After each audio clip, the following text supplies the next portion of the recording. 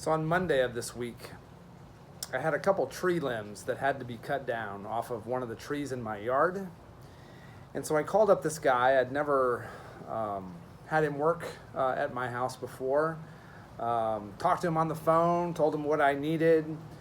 And he said he'd go and take a look at it. So he drove over to the house and he called me. He said I could do it right now and here's my price. I said, great. And so I said, well, how can I pay you? And I said, can I Venmo you?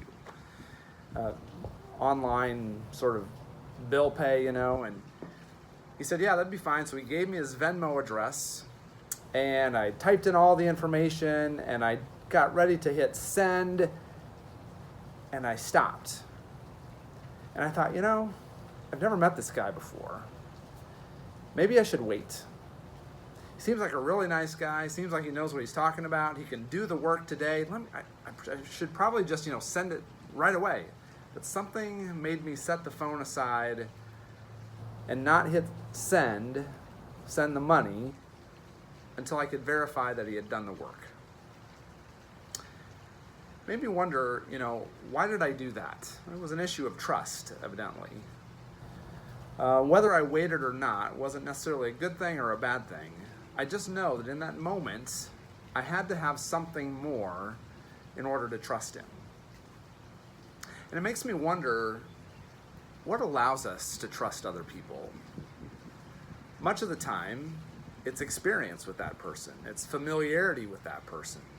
It's a believing that, based upon past experience, that person has your best interest at heart before you decide to place your hope, your responsibility in that person. So I'm thinking about that in terms of our relationship with God. What does it take for us to trust God more? Usually, it's experience with God. It's a familiarity with God. It's knowing what God has done in the past in order to believe, to trust that God will be there for us again. In the case of this guy who was there and wanted to cut those limbs down for me, I ended up waiting until I got back to the house to see him finishing up the work before I hit send on the Venmo to pay him. He's a great guy, did good work. I was pleased that I was able to find him.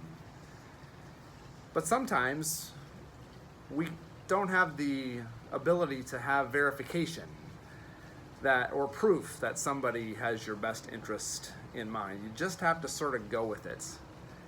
Because not trusting also at the same time causes us to carry a burden on ourselves.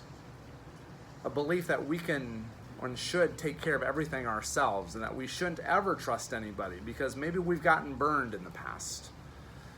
Trusting allows us to lift that burden. There's risk to it, of course, but it allows us to take something off our plate and just say to God or to somebody else, this is on you. Whatever happens, happens. Trusting is hard, but good things do happen despite the risk of trusting. And so as we become more familiar, even more experienced with the God who made us, we work to trust God even more, knowing and believing that God has our best interest in mind.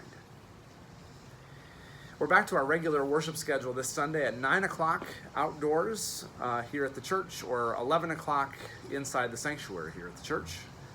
I hope you'll join us for worship on Sunday. In the meantime, have a very blessed and safe 4th of July holiday. Happy Independence Day. See you soon.